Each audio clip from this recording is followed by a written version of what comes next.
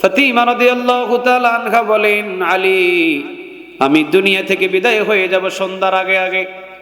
রাতের বেলায় আপনি আমার দাফনের ব্যবস্থা করবেন। তবে খবরদার, জীবনে কখনো কোনো পুরুষ আমাকে দেখে নাই, শুধু দেখেছে বাবা, দেখেছে হাসান এবং হোসাইন, আর দেখেছেন আপনি।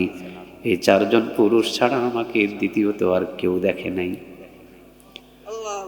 রাতের আগে কিন্তু আমি দুনিয়া থেকে বিদায় হয়ে যাচ্ছি। রাতের বেলায় আমার দাফন করবেন, জানাজার নামাজ পড়াবেন আপনি, মুসল্লি হবে আমার দুইজন প্রাণের কলিজা হাসান এবং হোসাইন রাদিয়াল্লাহু তাআলা আনহুমা। এই তিনজন মিলে আমাকে দাফন করে দিবেন, তবে যেন পৃথিবীর কেউ আমার খবর না জানে। এই ওয়াদাটা রাখতে হবে। আলী রাদিয়াল্লাহু তাআলা আনহু বলেন, কি বলো ফাতেমা, বিশ্ব নবীর মেয়ে তুমি, তুমি ইন্তেকাল করবা, তোমার জানাজার নামাজে কত বড় বড় সাহাবী দাঁড়াবে, তোমার জানাজার নামাজে কত দূর থেকে মুসল্লিগুলো আসবে, চতুর্দিকে আওয়াজ ভেসে উঠবে, লক্ষ লক্ষ মানুষগুলো আসবে। ফাতিমা রাদিয়াল্লাহু তাআলা আনহা বলেন, আলী রে, জীবনে কোনোদিন কোনো পুরুষ আমাকে দেখে নাই। আমার পর্দাটা ছিল কেমন, আমার পর্দাটা ছিল কেমন। আমি তো গরিব মানুষ, নবী আমার ঘরের দরজার সামনে বসা, আমি আমার বাবার সাথে দেখা করতে গিয়েছি।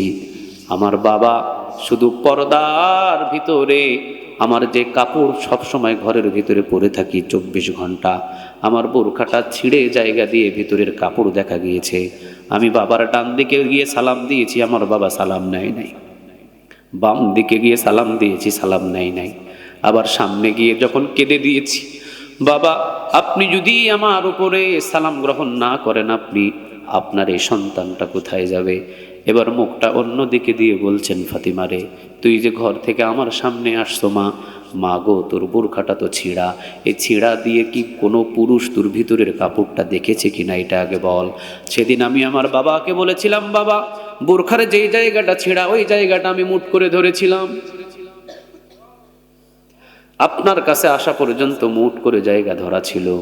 বাবার সামনে তো ধরে রাখার কোনো দরকার নাই, আপনার সামনে আমি ছেড়ে দিয়েছি। আমার পর্দাটা ছিল ঠিক এইরকম। সুবহানাল্লাহ বলেন।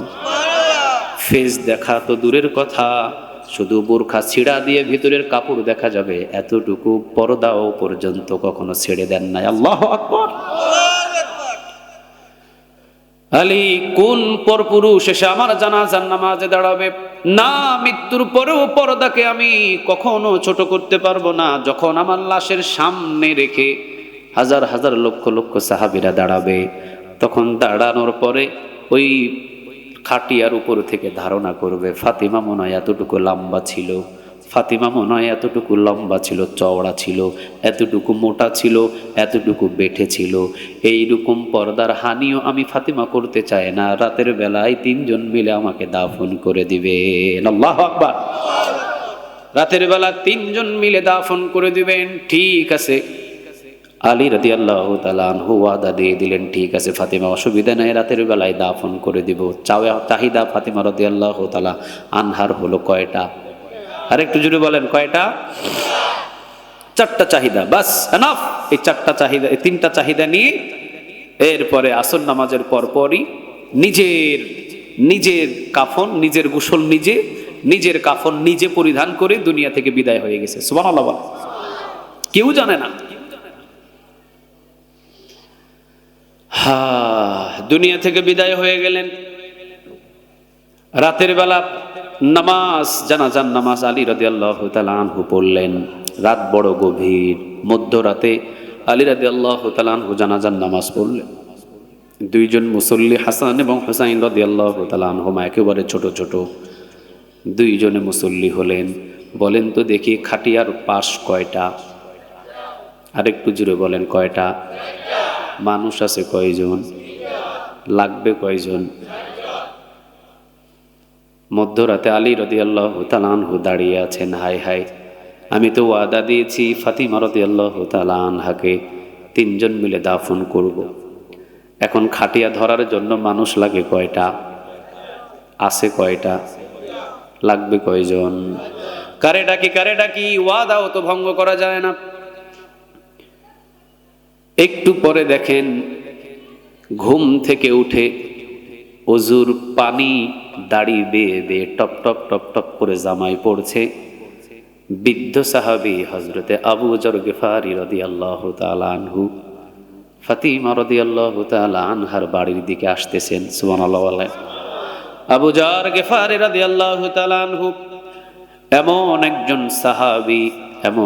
সাহাবী আবু যর গিফারি রাদিয়াল্লাহু তাআলা আনহুকে শুধুমাত্র দুনিয়ার মানুষ চিনত না, আরশে আজিম থেকে সকল ফেরেশতাদের সামনে পরিচয় করিয়ে দিয়েছেন একজন মালিক। আওয়াজ দিয়ে বলেন তিনি কে? এ আবু যর গিফারি রাদিয়াল্লাহু তাআলা আনহু এমন একজন সাহাবী, এর আমল ছিল মূলত ভাবে দুইটা। এক নাম্বার আমল হলো সে আল্লাহর কাছে দোয়া যখন করতেন। ইবনে হাব আবু যর গিফারি যতটা ছোট হয়ে যেতেন পৃথিবীর কোনো মানুষ এতটা ছোট হতে পারে নাই। আল্লাহু আকবার। দ্বিতীয় নাম্বার, আবু যর গিফারি রাদিয়াল্লাহু তাআলা আনহুর আমলনামার ভিতরে সূরা ইখলাসের যতগুলো নেক ছিল এতগুলো নেক কোন সাহাবীর আমলনামায় ছিল না। আবু যর গিফারি রাদিয়াল্লাহু তাআলা আনহু ছিলেন খুব বৃদ্ধ একজন সাহাবী। ওই সময় এত বৃদ্ধ একজন সাহাবী আবু যর গিফারি রাদিয়াল্লাহু তাআলা আনহু। কথা বুঝতেছেন? কথা বলেন না, কথা বুঝতেছেন? আবু যর গিফারি রাদিয়াল্লাহু তাআলা আনহু আসছেন হেঁটে হেঁটে ফাতিমা রাদিয়াল্লাহু তাআলা আনহার বাড়ির দিকে। আলী রাদিয়াল্লাহু তাআলা আনহু দাঁড়িয়ে আছেন। সালাম বিনিময় হলো। আবু যর গিফারি এসে দাঁড়ালেন। আলী রাদিয়াল্লাহু তাআলা আনহু বলতেছেন কোথায় যান? আবু যর গিফারি বলতেছেন আপনার বাড়ি। আলী রাদিয়াল্লাহু তাআলা আনহু বলতেছেন আমি তো আপনারে ডাকি নাই। আবু যর গিফারি বলতেছেন আপনাকে ডাকতে হবে না, আমি তো ঘুমিয়েছিলাম। রাতে স্বপ্নে আমার নবী আমাকে ঘুমে জাগাইয়া দিয়ে বললেন আবু যর যাও না, আমার ফাতিমার খাটিয়া ধরার জন্য তোমাকে নিযুক্ত করলাম। ও আলী, আমি নিজ ইচ্ছায় আসি না। ও আলী, নিজ ইচ্ছায় আমার আসার কোনো ক্ষমতা নাই। নবীর পারিবারিক সিদ্ধান্তের ভিতরে আমার নাক গলানোর কোনো ক্ষমতা নাই। নবী আসতে বলছে এই জন্য আমি আসছি। নবী যদি না বলতেন আমার মতো আবু যরের পা বাড়ানোর মতো ক্ষমতা নাই। আল্লাহু আকবার। আলী রাদিয়াল্লাহু তাআলা আনহু একদিকে ধরলেন খাটিয়া, আরেকদিকে হাসান, আরেকদিকে হুসাইন, আরেকদিকে আবু যর গিফারি। একটু চিন্তা করেন তো দেখি, একটু চিন্তা করেন। লাশটা মনে হয় আমাদের মতো এত ওজন ছিল না। রোজা থাকতেন 12 মাসের ভিতরে প্রায় সব সময়, ইবাদত করতেন বেশি, খাইতেন কম, দান করতেন বেশি। ফাতিমা রাদিয়াল্লাহু তাআলা আনহা খাবারটারে 3 ভাগ করতেন, 2 ভাগ দিয়ে দিতেন, 1 ভাগ শুধু নিজের জন্য খাইতেন। বাপকা বেটা সিপাহী কা ঘোড়া, কুছ না হতো থোড়া থোড়া। বাপ যেই রকম মেয়েও ঠিক সেই রকম। ঠিক না বে ঠিক? হাসান হোসাইন ধরলেন, দাফন করলেন। ওই দাফন করার আগে আবু যর গিফারি কবরের ভিতরে ঢুকে যে বাক্যগুলো বলেছিলেন, কবর সাবধান, কবর সাবধান। যাকে রাখা হচ্ছে তোমার ভিতরে উনি হলেন বিশ্ব নবীর মেয়ে ফাতেমা। কবর সাবধান, যাকে তোমার ভিতরে রাখা হচ্ছে সে কিন্তু সাধারণ কোনো মহিলা নয়, জান্নাতের সরদারিনী। যাকে তোমার ভিতরে রাখা হচ্ছে সে কিন্তু হাসান এবং হোসাইন, 2 জন জান্নাতের সরদারের মা। সুবহানাল্লাহ বলেন। আবার কবর তোমার ভিতরে যাকে রেখে যাওয়া হচ্ছে সে রে খোদা আলী, কাফেরদের জন্য বাক স্বরূপ দুনিয়াতে প্রেরণ করেছেন। আওয়াজ দিয়ে বলেন তিনি কে? আলী রাদিয়াল্লাহু তাআলা আনহুর স্ত্রীকে রেখে যাওয়া হচ্ছে। সাবধান। কবর কি উত্তর দিলেন ভাইজান? আল কবরু রাউদাতুম মির রিয়াদিল জান্নাহ আও হুফরাতুম মিন হুফারিন নার। ও আবু যর, ও আবু যর, ও আবু যর, যদি নেক আমল ভালো হয়ে যায় ফাতিমার, আমি কবর তার জন্য জান্নাতের বাগান হয়ে যাব নিশ্চিত। আর যদি ফাতিমার নেক আমল খারাপ হয়ে যায় তো আমি কবর ফাতিমাকেও ছাড়ব না। সুবহানাল্লাহি বুকরাতাও ওয়া আসীলা, সুবহানাল্লাহি ওয়া বিহামদিহি আদাদা খালকিহি ওয়া রিদা নাফসিহি ওয়া সিনাতা আরশিহি ওয়া মিদাদা কালিমাতি সবাই পড়েন লাকাল হামদ বিল কোরআন, লাকাল হামদ বিল ইসলাম, লাকাল হামদ বিআসমাইক হুয়া লাকা বিহি সাম্মাইতুহু, লাকাল হামদ ইয়া রব। সবাই একসাথে ইয়া রব, কামা ইয়ামবাগি লিজালালি ওয়াজহিক ওয়া আযীমি সুলতানিক। প্রশংসাগুলো করলাম কার? আমরা সব জায়গায় প্রশংসা করব কার? খাওয়ার শুরুতে কার? আমরা যখন খাওয়া শেষ করি তখন কার? রাস্তাঘাটে চলার সময় কার? আমরা গোলামি করব কার? রাজি আছেন তো সবাই? আমরা মালিক নাকি গোলাম? আমরা মালিক নাকি গোলাম? কার গোলাম বলেন দেখি? স্টেজে যারা বসে আছি, নিচে যারা বসে আছি, আমরা সবাই এক লেভেলের গোলাম, আর আমাদের মালিক একজন। তিনি কে? কোনো সন্দেহ আছে মনে হয় কারো? কথা বলে না, কারো সন্দেহ আছে? নাই। আল্লাহ তার গোলামি করার জন্য আমাদের সবাইকে কবুল করুক, বলেন আমিন। রাসূল নিজের পরিচয় দিতেন, আব্দুল্লাহি ওয়া রাসূলু, ওয়া আল্লাহ আমিও আপনার গোলাম। সুবহানাল্লাহ বলেন। তিনি পরিচয় দিতেন আল্লাহুম্মা ইন্নী আবদুক, ও আল্লাহ আমি আপনার গোলাম, ওয়াবনু আবদিক, বান্দার ঘরের গোলাম, ওয়াবনু আমাতিক, বান্দির ঘরের গোলাম, নাসিয়াতি বিয়াদিক, আল্লাহ আমার চুলের মুঠি আপনার হাতের মুঠোয়, আপনি যেই দিকে টানবেন এই মুহাম্মদ ওই দিকে যাবে। চিৎকার দিয়ে পড়েন আল্লাহু আকবার। আচ্ছা, রাসূল নিজের যদি গোলাম বলে পরিচয় দেয়, তো আমাদের গোলাম বলে পরিচয় দিতে কি কোনো অসুবিধা আছে? রাসূল সব থেকে একজনকে বেশি ভালোবাসতেন। আওয়াজ দিয়ে বলেন তো তিনি কে? সবাই বলেন তিনি কে? আমরা জীবনের চাইতে কাকে বেশি ভালোবাসি? আল্লাহর জন্য যদি জান দিতে হয়, জান দিতে রাজি আছেন? আল্লাহর জন্য যদি মাল দিতে হয়, মাল দিতেও রাজি আছেন? কিন্তু মাহফিলে বসতে রাজি নেই, ঠিক না?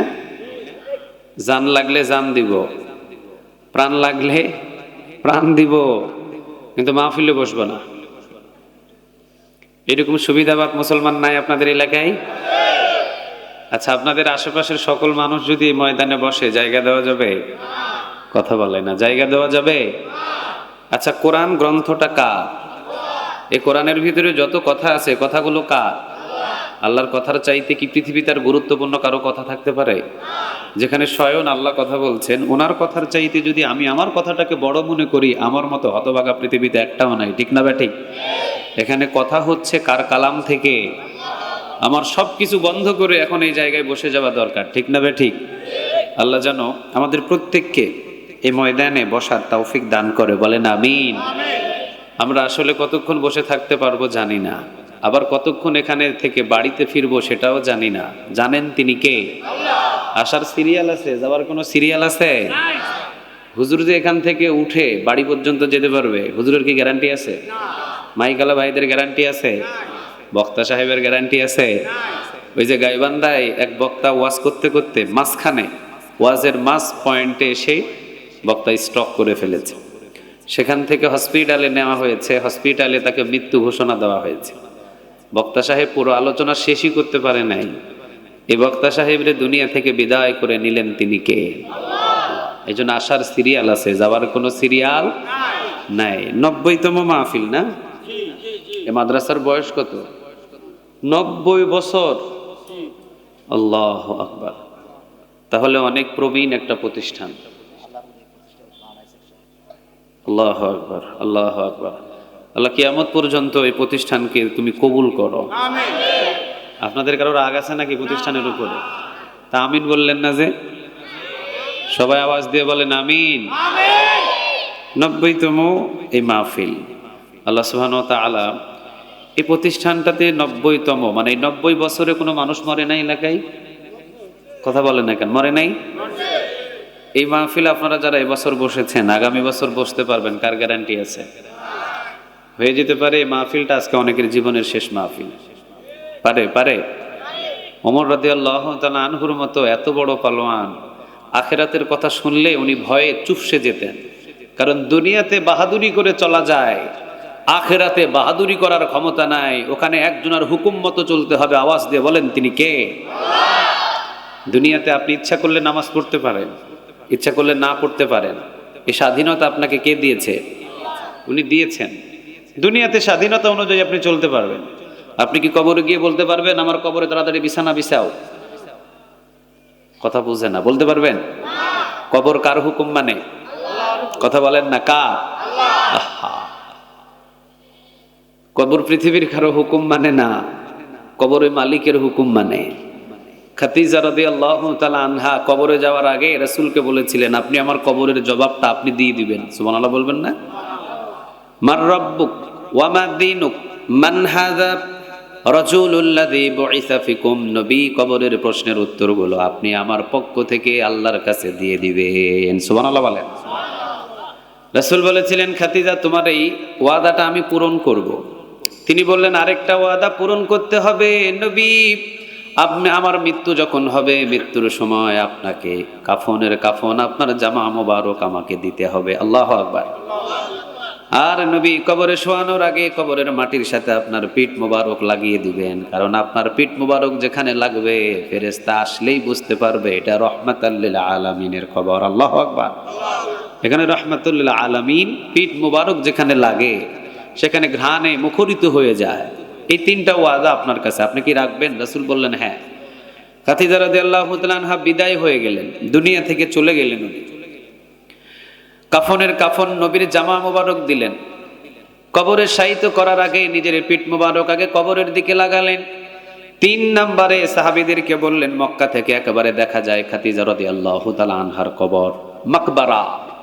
খাদিজা রাদিয়াল্লাহু তাআলা আনহার মাকবারাটা দেখা যায় একদম কাবাঘর থেকে প্রায় কাছাকাছি। রাসূল 3 নম্বরের যে ওয়াদা, কবরের যে প্রশ্নের জবাব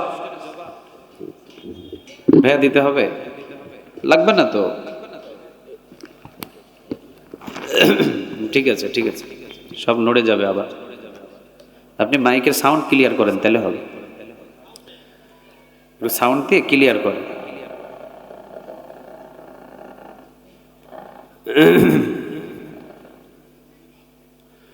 খাদিজা রাদিয়াল্লাহু তাআলা আনহার 3 নাম্বার যে দাবি, 3 নাম্বার, বুঝতেছেন আমার কথা সব নাকি আমি শুধু বকবক করতেছি? কিছু বুঝেন না? বুঝেন, বুঝেন।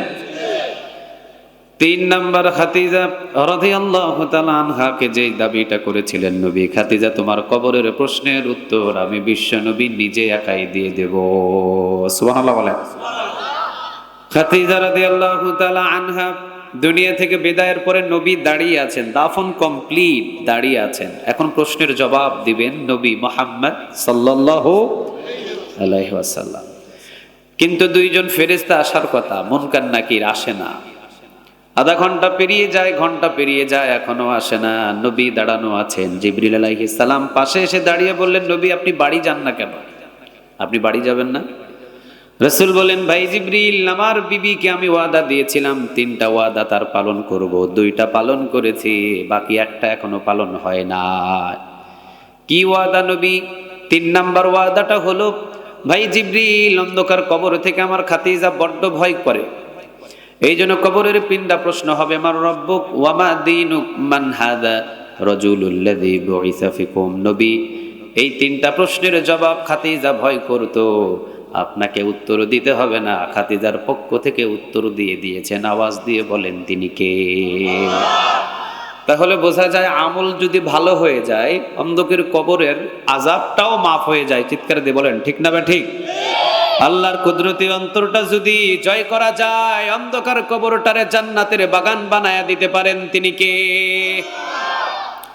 আবার একই অন্ধকার কবর খাদিজা রাদিয়াল্লাহু তাআলা আনহার মেয়ে ফাতিমা রাদিয়াল্লাহু তাআলা আনহা, যিনি জান্নাতের সরদারিনী। চিৎকার দিয়ে পড়েন আল্লাহু আকবার।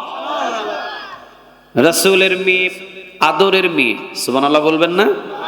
একবারে ঘরের সাথেই যাকে স্থান করে দিয়েছিলেন, রাসূল দুনিয়া থেকে বিদায় হলেন। রাসূলের বিদায়ের আগ মুহূর্তে ফাতিমা রাদিয়াল্লাহু তাআলা আনহার কান্না বন্ধ হয় না। খাদিজা রাদিয়াল্লাহু তাআলা আনহা দুনিয়া তো বিদায় হয়ে গেলেন, খাদিজার মেয়ে ফাতিমা রাদিয়াল্লাহু তাআলা আনহা, ওনার কান্না বন্ধ হয় না। নবী দুনিয়া থেকে বিদায় হয়ে যাচ্ছেন, বিদায় মুহূর্তে সবাই তো কান্না করে, কিন্তু বাবার জন্য মেয়ে একটু বেশি পাগল হয়ে গেলেন। এই ফাতিমা রাদিয়াল্লাহু তাআলা আনহা কয়েকজন সাহাবীকে ডেকে ডেকে নিয়ে এসে বলেছিলেন, তোমরা কিভাবে পারলা আমার বাবার বুকের উপরে মাটি চাপা দিতে?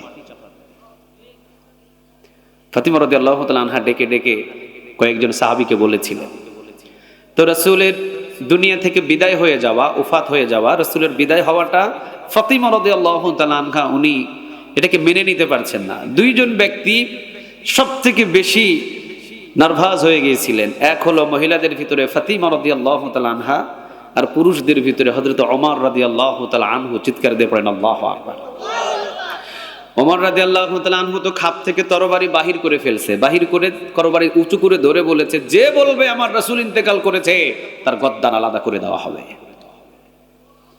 মানে আমার নবী মৃত্যুবরণ করে না, আমার নবী মারা যাবে না, যে বলবে ওমরের সামনে এসে আমার নবী ইন্তেকাল করছে, আমি ওমর তার গর্দান আলাদা করে দিব। সে বিশ্বাসই করতে চায় না যে আমার রাসূল দুনিয়া থেকে বিদায় হয়ে গেছে। আল্লাহু আকবার বলেন। এত বেশি ভালোবাসা। ফাতিমা রাদিয়াল্লাহু তাআলা আনহার কান্না বন্ধ হয় না। ফাতিমা রাদিয়াল্লাহু তাআলা আনহা উনি কান্নায় বিভোর হয়েছেন। সবাই বন্ধ হয় কান্না, নবী সবাইরে সান্ত্বনা দিয়ে কান্না বন্ধ করেছেন, কিন্তু ফাতিমা রাদিয়াল্লাহু তাআলা আনহার কান্না বন্ধ হয় না। যেমন হযরত আনাস রাদিয়াল্লাহু তাআলা আনহু উনি বেশি কান্না করেছিলেন। উনি তো পাহাড়ের চূড়ায় গিয়ে রাসূল ইন্তেকাল করছেন, ইন্তেকালের আগ মুহূর্তে পাহাড়ের চূড়ায় চলে গেছেন। রাসূল সব সাহাবীদেরকে লাগিয়ে দিয়েছেন, কিরে আমার 10 বছরের খাদেম আনাস রাদিয়াল্লাহু তাআলা আনহু কোথায়? সবার কাছ থেকে বিদায় নিয়েছি, লাস্ট আমার আনাস 10 বছরের খাদেম, খাদেম রে আনো, খাদেম থেকে আমি বিদায় নিব। চিন্তা করেন, আমাদের ঘরেও চাকর থাকে, থাকে থাকে কথা বলেন না কেন? থাকে। আমাদের ঘরের চাকরকে যদি জিজ্ঞাসা করা হয় যে আপনার মালিকের চরিত্রটা কি রকম, আপনার চাকর বলে দিবে মালিকের চরিত্রটা কি রকম, ঠিক না ব্যাঠিক? কথা বলেন না কেন? আপনারা কি কথা বুঝতেছেন? আমার কথা তো আমি বুঝতেছি না মনে হয় আপনাদের। আমি কি বুঝাইতে পারতেছি আপনাদের? এই সাইড থেকে কথাই বলে না এরা, এরা কথা বলতে পারে না নাকি এই সাইড প্রতিবন্ধীগুলো সব? আপনারা কথা বলতে পারেন তো? আপনারা কথা বলেন না কেন? নাকি ওনাদের উপরে ভার দিছেন? দেখি লিল্লাহে তাকবীর, লিল্লাহে তাকবীর, নারে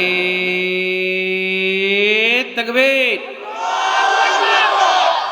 দুইটা বড় বড় বক্স যদি দুই পাশে বসায় দিতেন, সব থেকে আমার আলোচনা করতে ভালো হতো। 90তম মাহফিল, এই ভুল হলো কেন? দুটা বড় বড় বক্স বসায় দিতে পারে নাই দুই পাশে। এখন কি সাউন্ড বক্স ছাড়া চলে মাহফিল?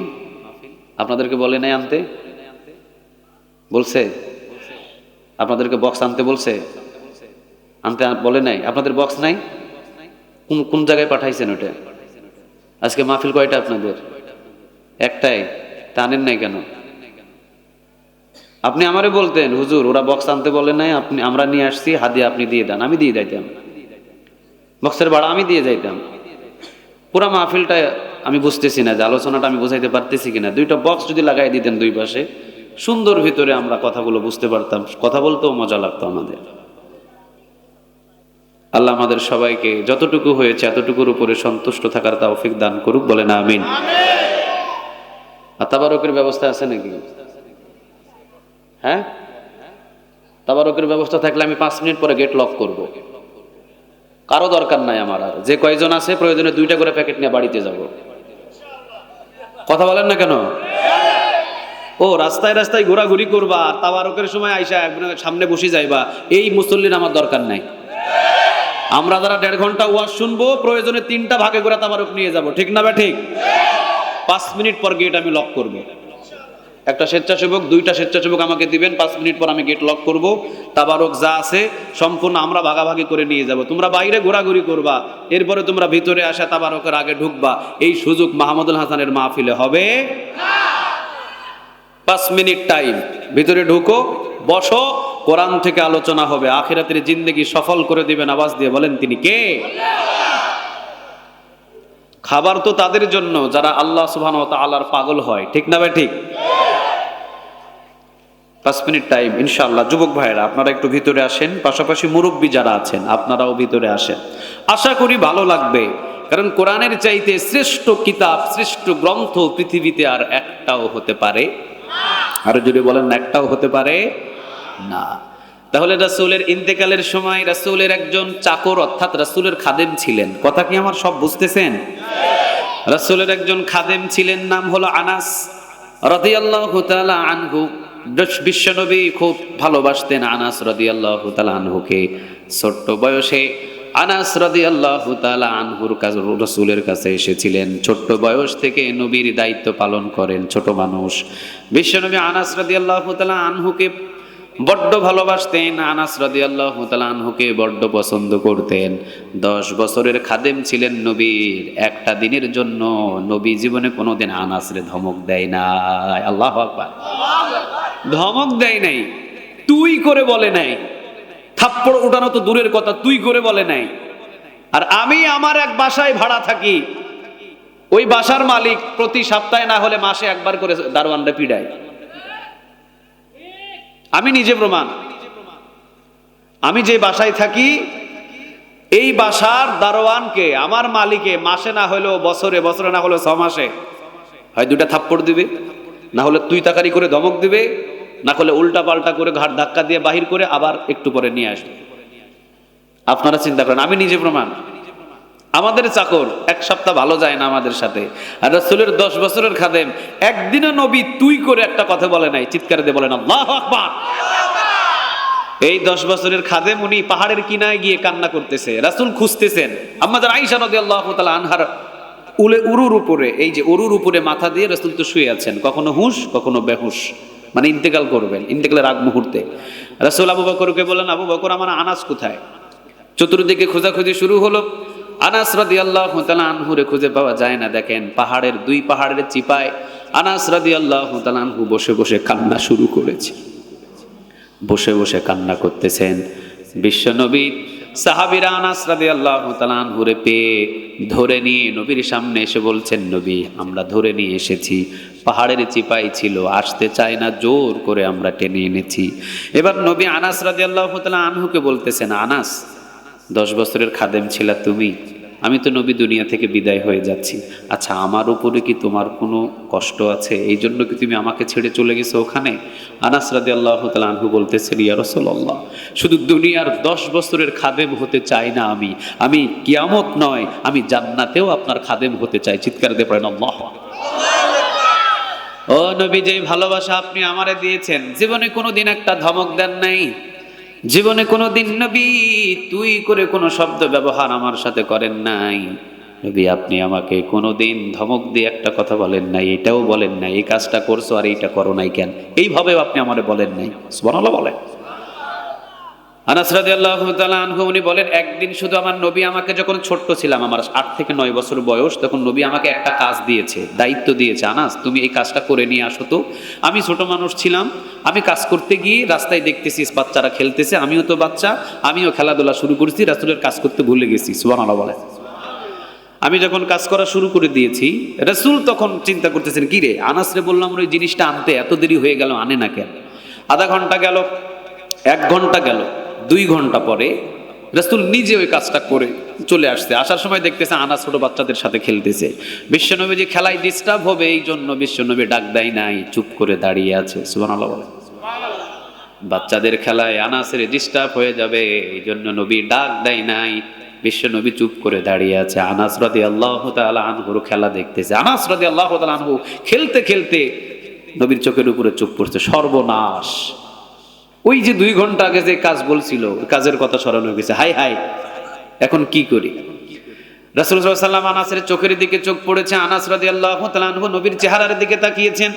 আনাস রাদিয়াল্লাহু তাআলা আনহু বর্ণনা করছেন, এইভাবে নবী আমার চেহারার দিকে তাকিয়ে মুস্কি একটা হাসি দিয়ে আমাকে বললেন, আনাস খেলা করো, যেই কাজ তোমাকে দিয়েছিলাম ওই কাজ আমি নবী করে এসেছি, খেলা শেষ করে এরপর বাড়ির দিকে ফিরে এসো।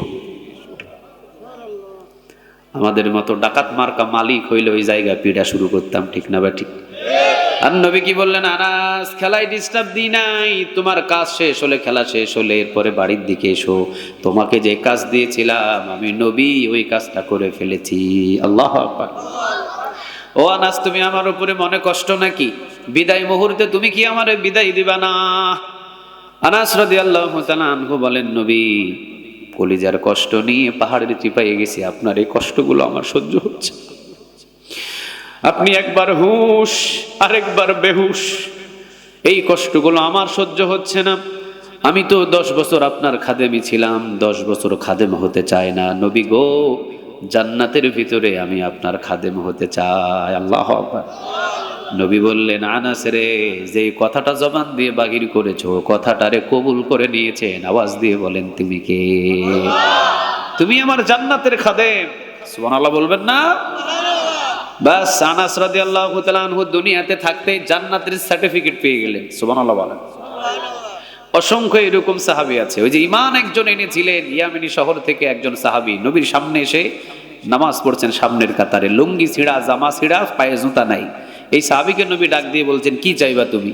বলছেন, নবী আমার কিছু লাগবে না, আপনি শুধু দোয়া করেন আমি যেন ঈমানের উপরে অটল থাকতে পারি। চিৎকারে দিয়ে বলেন আল্লাহু আকবার। সবচাইতে দামি জিনিসের নাম হলো ঈমান। সবচাইতে দামি জিনিসের নাম কি? আর একটু জোরে বলেন। ঈমানের পথে অবিচল থেকে আমার মরণ যেন হয়, তোমারই কাছে মিনতি আমার, তোমারই কাছে মিনতি আমার, মহামহিম দয়াময়, ঈমানের পথে অবিচল থেকে আমার মরণ যেন হয়। আওয়াজ দিয়ে বলেন আমিন। নবী আপনি আমার জন্য দোয়া করেন আমি যেন ঈমানের উপরে অটল থাকতে পারি। নবী বললেন, দোয়া তো করবই, তবে তোমার ছিঁড়া জামা, ছিঁড়া লুঙ্গি, পায়ে জুতা নাই, তোমার তো কিছু চাওয়া দরকার। তুমি চাও, যা চাইবা আমি নবী তোমাকে সেটাই দান করবো। সুবহানাল্লাহ বলেন। নবী বললেন, আপনি আমারে সময় দেন। 2 দিন 3 দিন সময় নিলেন নবীর কাছ থেকে, নিজের সাথে নিজে বোঝাপড়া করলেন।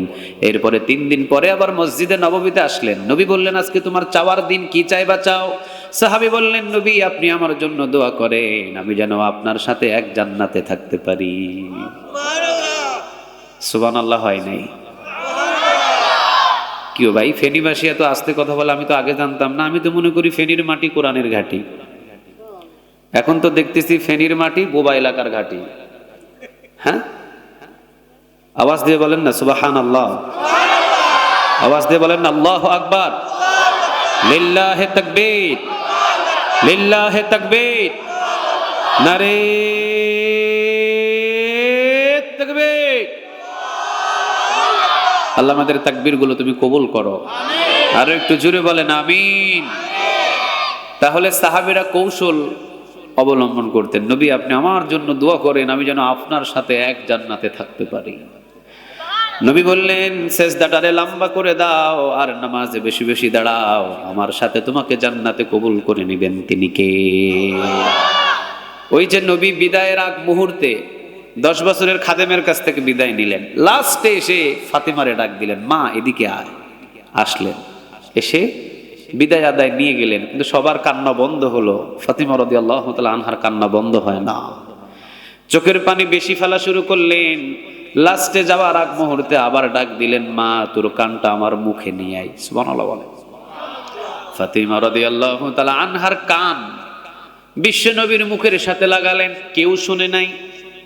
নবী চুপি চুপি ফিস ফিস ফিস ফিস করে একটা কথা বললেন।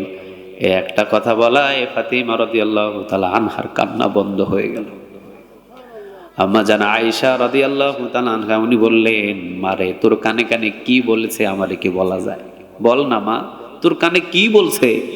ফাতিমা রাদিয়াল্লাহু তাআলা আনহা উনি বললেন যে, বাবা আমাকে বলল, মা আমার মৃত্যুর পরে বেশি দিন দেরি হবে না, সর্বপ্রথম তোর সাথে আমার সাক্ষাৎ হবে। তোর সাথে আমার সাক্ষাৎ হবে মানে এটাতে কি বুঝলেন? নবী বিদায়ের বেশি দিন সময় নেবে না, অল্প দিনের ভিতরেই ফাতিমা রাদিয়াল্লাহু তাআলা আনহাও বিদায় হয়ে যাবে। আল্লাহু আকবার। মানে নবী নাই দুনিয়ায়, ফাতিমা সর্বপ্রথম বিদায় হবে নবীর পিছনে। রাসূল বারজাকের জগতে, কবর জগতে সর্বপ্রথম ফাতিমার সাথে কবর জগতে দেখা হবে, বেশি দিন দেরি হবে না। চিৎকার দিয়ে বলেন আল্লাহু আকবার।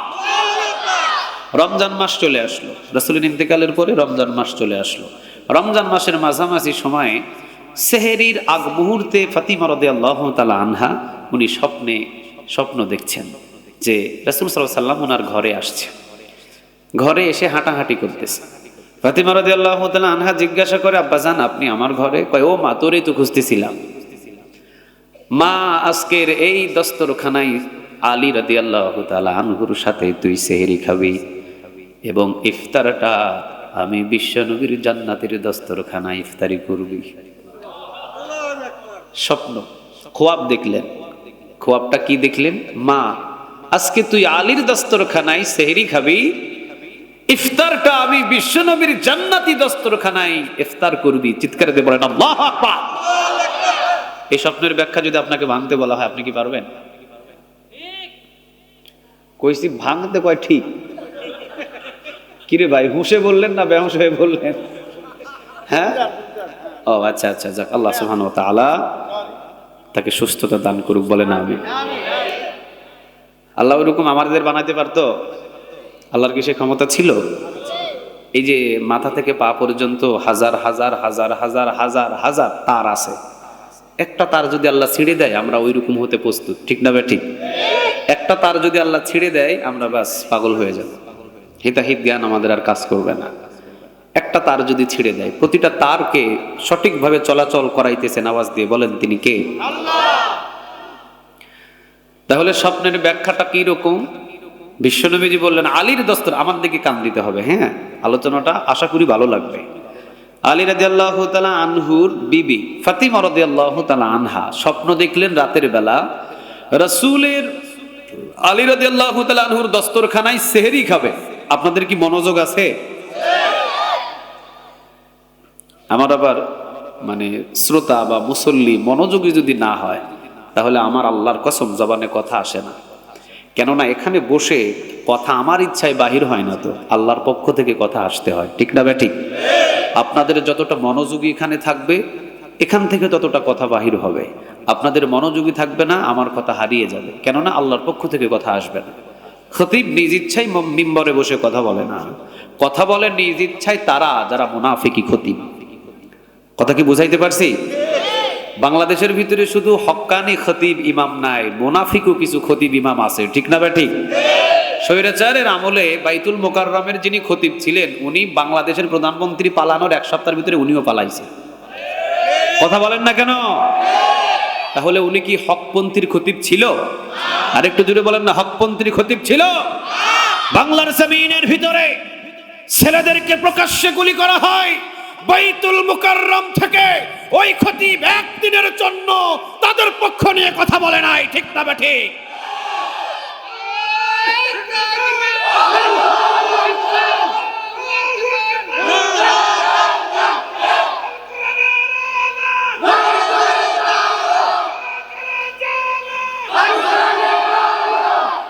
আল্লাহ তুমি কবুল করো, আর একটু জোরে বলেন আমিন। তাহলে শুধুমাত্র মিম্বরে বসে সব খতিব হক কথা বলবে এটাও বিশ্বাস করা যায় না, ঠিক না বে ঠিক? কিছু আছে সুবিধাবাদ, কথা বলেন না, কিছু আছে সুবিধাবাদ জিন্দাবাদ। তো উনি ছিল সুবিধাবাদ জিন্দাবাদ, এই জন্য স্বৈরাচার পালানোর সাথে সাথে ওনাকেও পালাতে হয়েছে। আল্লাহ সুবহানাহু ওয়া তাআলা এখন যিনি চলমান খতিব আছেন আব্দুল মালিক সাহেব, আল্লাহ সুবহানাহু ওয়া তাআলা এশিয়ার ভিতরে সবচেয়ে বড় একজন আলেম, সুবহানাল্লাহ বলেন। আল্লাহ আমাদের এই বাংলার ভূখণ্ডের ভিতরে দান করেছেন, আল্লাহ তার হায়াতের ভিতরে বারাকা দান করুক, বলেন আমিন। মাঝে মাঝে হুঙ্কার দিয়ে কথা বলে, সুবহানাল্লাহ বলবেন না? মাঝে মাঝে হুঙ্কার দিয়ে কথা বলে। তো এই জন্য আমি যেটা বলছিলাম যে বুঝতে হবে এখানে বসে কথা বলবো যখন, তখন আপনাদের মনোযোগী যত থাকবে এখান থেকে আমার জবান থেকে তত ভালো কথা বাহির করবেন তিনি কে? আমার কথা বলার ক্ষমতা নাই, আমার ভিতর থেকে শুধু ভালো ভালো ভালো ভালো কথাগুলো আল্লাহ বাহির করতে পারেন, ঠিক না বে ঠিক?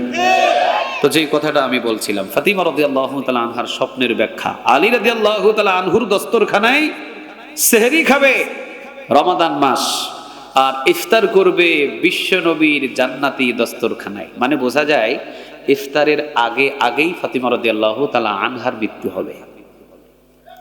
মানে রাসূল তো তখন কোন জগতে? বারজাখের জগতে, কবরের জগতে। তো রাসূলের দস্তরখানায় ইফতারি করা মানে, আর আলী রাদিয়াল্লাহু তাআলা আনহুর দস্তরখানায় সেহরি খাওয়া মানে সেহরি খাবে আলীর দস্তরখানে ততক্ষণ পর্যন্ত জীবিত থাকবে, ইফতারের আগেই রাসূলের কাছে পৌঁছে যাবে, মানে রাসূলের দস্তরখানায় ইফতারি করবে, মানে ইফতারের আগেই দুনিয়া থেকে ফাতিমা রাদিয়াল্লাহু তাআলা আনহাকে বিদায় করে নিয়ে যাবেন। আওয়াজ দিয়ে বলেন তিনি কে? আল্লাহ। এই যে ফজরের নামাজ শেষ করে প্রতিদিন ইশরাকের নামাজ পড়ে ফাতিমা রাদিয়াল্লাহু তাআলা আনহা যায় নামাজ থেকে উঠতেন। আলী রাদিয়াল্লাহু তাআলা আনহু আজকে মসজিদে নববী থেকে নামাজ শেষ করে ইশরাকের নামাজ পড়ে এসে দেখতেছেন পুরা উল্টা।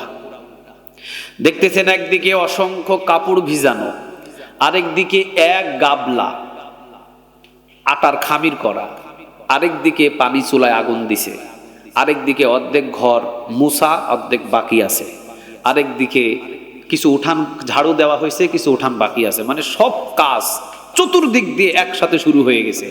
এখন আলী রাদিয়াল্লাহু তাআলা আনহু কাছে এসে দেখে যে চোখ ভিজে ভিজে লাল হয়ে কান্না করতেছেন ফাতিমা রাদিয়াল্লাহু তাআলা আনহা। এটা দেখে আলী রাদিয়াল্লাহু তাআলা আনহু তো ভয়ে ভীত হয়ে গেছে, হায় হায়, না জানি আমার জন্য আবার কোনো কষ্ট পেয়েছি কিনা। এবার জিজ্ঞাসা করতেছেন, ফাতিমা কোন বস্ত্রটা তোমারে কাঁদায়, কে তোমারে কাঁদায়, আর আজকের দিনের পরিবেশটা এরকম কেন? তুমি তো প্রতিদিন আমি যখন ইশরাকের নামাজ পড়ে এসে তোমাকে আমি জায়নামাজে পাই, কিন্তু আজকে তুমি জায়নামাজে নাই, ওইদিকে জায়নামাজ বিছানো, এইদিকে অসংখ্য কাপড়গুলো ভিজানো, এইদিকে খামির অসংখ্য আটার খামির করে রেখেছো, মনে হয় এক সপ্তাহ পর্যন্ত রুটি খাইলে শেষ হবে না। আবার এইদিকে গরম পানি দেওয়ার জন্য চুলায় আগুন দিয়েছো, এইদিকে অর্ধেক ঘর নুড়ি বা ঝাড়ু দিয়েছো, অর্ধেক বাকি আছে, এইদিকে অর্ধেক মুছেছো, অর্ধেক বাকি আছে। ফাতিমারে এত কাজ একসাথে শুরু করছো কেন? ফাতিমা রাদিয়াল্লাহু তাআলা আনহা কোনো উত্তর দেয় না। কয়েকবার জিজ্ঞাসা করার পরে যখন বলছেন, ফাতিমা যদি আমি তোমার স্বামী হয়ে থাকি আর তোমার বাবা যদি মুহাম্মদ সাল্লাল্লাহু আলাইহি ওয়াসাল্লাম হয়ে থাকে রে ফাতিমা, আর তোমার রব যদি একজন হয়ে থাকে, আওয়াজ দিয়ে বলেন তিনি কে? তাহলে নিশ্চয়ই তীর দিয়ে আঘাত আর তুমি আলীরে করবা না। এখন তুমি উত্তর দিতে বাধ্য। ফাতিমা রাদিয়াল্লাহু তাআলা আনহা এবার উত্তর দিয়েছেন এইভাবে। বাবা আসছিল রাতের বেলা স্বপ্নে, বাবা বলে গেছেন দস্তরখানায় সেহরিটা আলীর সাথে হবে, আর ইফতারটা হবে ফাতিমা রাদিয়াল্লাহু তাআলা আনহার, ইফতার হবে বিশ্বনবীর জান্নাতের দস্তরখানায়। শুধু এতটুকু বলতে দেরি হয়েছে, ছিলেন দাঁড়ানো, সাথে সাথে বসে গেছেন আলী। বসে গিয়ে আলী রাদিয়াল্লাহু তাআলা আনহু ডুকরে ডুকরে কান্না শুরু করছেন। কারে বলে স্বামী এবং কারে বলে স্ত্রী, সুবহানাল্লাহ বলে। কারে বলে স্বামী এবং কারে বলে স্ত্রী। আমাদেরও স্বামী আছে, আমাদেরও স্ত্রী আছে। স্বামী মরে গেলে স্ত্রী 2 দিন পর চোখ মুছে ফেলে, স্ত্রী মারা গেলে স্বামী 2 দিন পরে চোখ মুছে ফেলে। কিন্তু ফাতিমা রাদিয়াল্লাহু তাআলা আনহা যেই দিন ইন্তেকাল করেছেন, আলী যতদিন জীবিত ছিল, যতদিন মদিনায় ছিলেন, একদিনের জন্য আলী রাদিয়াল্লাহু তাআলা আনহুর চোখ কখনো শুকনা ছিল না। আল্লাহু আকবার বলেন। যতদিন আলী রাদিয়াল্লাহু তাআলা আনহু এই মদিনাতে ছিলেন, আর ফাতিমা রাদিয়াল্লাহু তাআলা আনহাকে তো মদিনাতেই দাফন করা হয়েছে। আলী রাদিয়াল্লাহু তাআলা আনহুর চোখ সুরমা লাগানোর জন্য একদিনের জন্য সুযোগ পায় নাই। রাত এবং দিন 24 ঘন্টায় চোখটা থাকতো ভিজে। ভিজে চোখে কি সুরমা দেওয়া যায়? কথা বলেন না কেন, সুরমা দেওয়া যায়? কারে বলে বিবি, কারে বলে স্ত্রী। আলী রাদিয়াল্লাহু তাআলা আনহু কথা শোনার সাথে সাথে স্বপ্নের ব্যাখ্যা তো বুঝে গেছে, ইফতারের আগে আমার ফাতিমা বিদায় হয়ে চলে যাবে। এখন দুইজনে বসে কান্না শুরু করছে। হঠাৎ করে এসে হাসান এবং হুসাইন রাদিয়াল্লাহু তাআলা আনহুমা মায়ের কাছে এসে ডিস্টার্ব শুরু করছে। দুইজনও কিন্তু কান্না করতেছেন। বিশ্বনবী নাতি হাসান এবং হুসাইন রাদিয়াল্লাহু তাআলা আনহুমা দুইজন যখন বেশি ডিস্টার্ব করেন ফাতিমা রাদিয়াল্লাহু তাআলা আনহা, তখন ফাতিমা রাদিয়াল্লাহু তাআলা আনহা দুইজনকেই নানার মাকবারাতে, নানার কবরেতে, নানার রওজাতে পাঠায়া দেন। সুবহানাল্লাহ বলেন। মানে যাও যাও যাও যাও, তোমরা দুইজনে গিয়ে নানার কবরের কাছে যাও। নানার কবরে আসলে এখান থেকে যতক্ষণ পর্যন্ত ফাতিমা না নিয়ে আসে, ততক্ষণ পর্যন্ত নানার কবর থেকে দুইজন বাচ্চা যায় না। চিৎকার দিয়ে পড়েন আল্লাহু আকবার। শুধু দুইজন বাচ্চা না তো, আজ পর্যন্ত পৃথিবীর ভিতরে যতগুলো উম্মত আছে, তারা যখন জিয়ারা করার জন্য রাসূলের দুয়ারে দাঁড়ায়, পাগল হয়ে যায়, পাগল হয়ে যায়। পুলিশ ঠেলে ঠেলে ওদেরকে নিয়ে যায়, কান্না শুরু করে, গলা ছেড়ে দিয়ে সবাই নিষেধ করে, না, এখানে আওয়াজ দিয়ে কান্না করা যাবে না। সবাই ঢেলে ঢেলে পার করে দেয়, পাগল হয়ে যায়। আর যেখানে হাসান এবং হুসাইন রাদিয়াল্লাহু তাআলা আনহুমা দুইজনে নানার উপর থেকেই নানার সাথেই বড় হয়েছেন, ওরা ওই জায়গায় গেলে আর ফিরে আসে না। কি জন্য ফিরে আসে না এটা আজ পর্যন্ত আমরাও জানি না। জানেন একজন, আওয়াজ দিয়ে বলেন তিনি কে? দুইজনকে পাঠিয়ে দিলেন যে যাও তোমরা নানার কবরের ওখানে যাও। দুইজনে চলে আসছে, রওজাতে চলে আসছে, দুইজনে এখানে আছে। আলী এবং ফাতিমা রাদিয়াল্লাহু তাআলা আনহা দুইজন মুখামুখি হয়ে বসে, একজন আরেকজনের সাথে। এরপরে কান্না আর কান্না, কোনো আওয়াজ নাই। ফাতিমা রাদিয়াল্লাহু তাআলা আনহার একটু একটু করে শরীরের ভিতরে জ্বর আসা শুরু হয়েছে। জ্বরে একটু একটু করে যখন জ্বর আসছে, ফাতিমা রাদিয়াল্লাহু তাআলা আনহা উনি প্রাণের স্বামী আলী রাদিয়াল্লাহু তাআলা আনহুকে কাছে টেনে হাতের উপরে হাত দিয়ে বলছেন, আপনার কাছে আমার 3টা আবদার। জুড়ে বলেন কয়টা? জীবনে কোনোদিন আপনার কাছে আমি কোনো আবদার করি নাই, তবে আজকে 3টা আবদার করব। যদি আপনি রাজি থাকেন তাহলে দিবেন, আর যদি না দিতে চান এরপরও আপনার উপরে কোনো কষ্ট নাই। আল্লাহু আকবার। আলী রাদিয়াল্লাহু তাআলা আনহু বলছেন, ফাতিমা তুমি কোনোদিন আমার কাছে কোনো জিনিস চাও নাই, আজকে 3টা আবদার করছো। জীবন যতক্ষণ আছে ততক্ষণ আমি চেষ্টা করব। সুবহানাল্লাহ বলো। তাহলে প্রথম নম্বর ওয়াদা, প্রথম নম্বর আবদার আপনার কাছে, চাহিদা আপনার কাছে চাওয়া হলো আমার 3টা। জুড়ে বলেন কয়টা? 3টা। নাম্বার 1 শুরু হলো। ফাতিমা রাদিয়াল্লাহু তাআলা আনহা বলছেন যে আপনি আমাকে মাফ করে দেন। আমি ফাতিমা আপনার যোগ্য হিসাবে স্ত্রী ছিলাম না। আপনি ইচ্ছা করলে অনেক দামি বাড়িতে বিবাহ করতে পারতেন, অনেক আমলদার নারী পেতেন, অনেক বিশ্বস্ত নারী পেতেন, অনেক জান্নাতি নারী পেতেন, কিন্তু আমাকে বিবাহ করে আপনি জীবনে ঠকে গেছেন। আপনি আমাকে মাফ করে দেন, কেননা আমি আপনার উপযুক্ত ছিলাম না। আপনি যদি আমাকে মাফ না করেন, আপনি যদি আমাকে মাফ না করেন, আপনি যদি আমাকে মাফ না করেন, কিয়ামতের ময়দানে আমার বিরুদ্ধে যদি আল্লাহর সামনে নালিশ করা শুরু করেন, লক্ষ লক্ষ নবীদের সামনে আমার বাবার মাথাটা নত হয়ে যাবে। এই জন্য আপনার কাছে আমি মাফ চাই, আপনার যোগ্য আমি ছিলাম না, আপনি আমাকে মাফ করে দেন। আলী রাদিয়াল্লাহু তাআলা আনহু বলেন, ফাতিমা কি বলো তুমি? তোমারে আমি কেমনে মাফ করব? 2 বেলা 2 মুঠো খাবারও তো তোমারে ঠিক মতো খাইতে পারি নাই, খাওয়াইতে পারি নাই। 2 বেলা 2 মুঠো খাবার আমি তোমারে ঠিক মতো কোনোদিন খাওয়াতে পারি নাই, তুমি আমারে মাফ করে দাও। আমি আলী তোমার কখনো কোনো সময় তোমার উপযুক্ত ছিলাম না। নবী খুশি হয়ে দয়া মায়া করে আমার হাতে তোমারে উঠাইয়া দিয়েছে। আমি আলী রাদিয়াল্লাহু তাআলা আনহু তোমার কখনো উপযুক্ত পাত্র ছিলাম না। বিশ্বনবী দয়া করে মায়া করে আমার হাতে উঠাইয়া দিয়েছেন। যদি উনি দয়া মায়া না করতেন, আমি আলীর চাইতেও অনেক বড় বড় জায়গা থেকে তোমার সম্বোধন এসেছেন, অনেক ভালো জায়গা তুমি স্থান পেতে। আমার ঘরে আসায় 2 মুঠো ভাত আমি তোমাকে ঠিক মতো খাওয়াতে পারি নাই। কিয়ামতের ময়দানে তুমি আমারে কাঠগড়ায় দাঁড় করায়ও না, আল্লাহর ওয়াস্তে তুমি আমারে মাফ করে দাও। আল্লাহু আকবার। ফাতিমা রাদিয়াল্লাহু তাআলা আনহা উনি মাপ চাইলেন সর্বপ্রথম, উল্টা এখন ফাতিমার কাছে মাপ চাইতেছেন আলী। সুবহানাল্লাহ বলবেন না? ফাতিমা রাদিয়াল্লাহু তাআলা আনহা বলছেন, কি বলেন প্রাণের স্বামী, আপনি যদি আমাকে মাফ করে দেন আমার জন্য জান্নাত ওয়াজিব হয়ে যাবে। সুবহানাল্লাহ বলবেন না? স্বামী এবং স্ত্রী কতটা বড় একটা হাদিস, ঘটনাটা শোনেন। স্বামী যদি দুনিয়াতে জীবিত থাকে, স্ত্রী যদি মারা যায়, স্ত্রীর লাশের পাশে দাঁড়িয়ে যদি স্বামী শুধু এতটুকু বলে, আল্লাহ আমার স্ত্রী আমার কাছে ভালো ছিল, আল্লাহ বলে ওই অবস্থায় ওই স্ত্রীর জন্য আমি জান্নাত ওয়াজিব করে দিব। ফাতিমা রাদিয়াল্লাহু তাআলা আনহা প্রথমটা চাহিদা, চাওয়াটা নিয়ে নিলেন যে আপনি আমাকে মাফ করে দেন। আলী রাদিয়াল্লাহু তাআলা আনহু মাপ চাইলেন ফাতিমার কাছে, ফাতিমা রাদিয়াল্লাহু তাআলা আনহা মাপ চাইলেন আলী রাদিয়াল্লাহু তাআলা আনহুর কাছে। কথা কি বুঝতেছেন আপনারা? কথা বলেন না, কথা কি বুঝতেছেন? আলী রাদিয়াল্লাহু তাআলা আনহুর কাছে এবার দ্বিতীয় চাহিদা, নাম্বার 2 এখন বলছেন। দ্বিতীয় চাহিদা হলো, ফাতিমা রাদিয়াল্লাহু তাআলা আনহা বলছেন, আমার 2টা ছোট ছোট বাচ্চা আছে, একটার নাম হলো হাসান, আরেকটার নাম হলো হুসাইন রাদিয়াল্লাহু তাআলা আনহুমা। এই 2টাকে আমি ফাতিমা কলিজা থেকেও বেশি ভালোবাসি। সুবহানাল্লাহ বলে। এবং দুইজন সন্তানই আমার নানার উম্মতের জন্য কোরবান হয়ে যাবে। তবে দুইজন মাসুম ছোট ছোট এতিম, এই যে এতিমখানা লিখে দিয়েছেন, আমি মা হয়ে দুনিয়া থেকে বিদায় হয়ে চলে যাব, মা বলে ডাকার মতো আমার এই দুইটা বাচ্চা কোনো মাকে খুঁজে পাবে না। মা বলে ডাকার মতো কোনো মা তারা দুনিয়ায় আর খুঁজে পাবে না। আমার গলা ধরে না জড়িয়ে তারা ঘুমের বিছানায় ঘুমায় না। যতক্ষণ না আমি ফাতেমার গলা না জড়ায়া ধরে দুইজন কখনো ঘুমের বিছানায় ঘুমাইতে যায় না।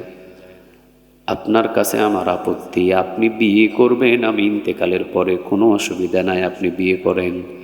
তবে আমার দুইজন কলিজার সন্তান হাসান এবং হুসাইনকে সপ্তাহে 2টা দিন আপনি বুকের সাথে জড়ায়া নিয়ে ঘুম যাবেন। বলেন আপনি কি এই ওয়াদাটা রাখবেন? আলী রাদিয়াল্লাহু তাআলা আনহু বলেন, ফাতিমা যাও যাও, শুধু সপ্তাহে 2টা দিন না, আমি আমার হাসান এবং হুসাইন রাদিয়াল্লাহু তাআলা আনহুমারে সপ্তাহে 7টা দিনই আমি আমার বুকের সাথে জড়ায়া ধরে রাতের বেলা ঘুমাবো। কয়টা গেল? কথা বলেন না, কয়টা গেল?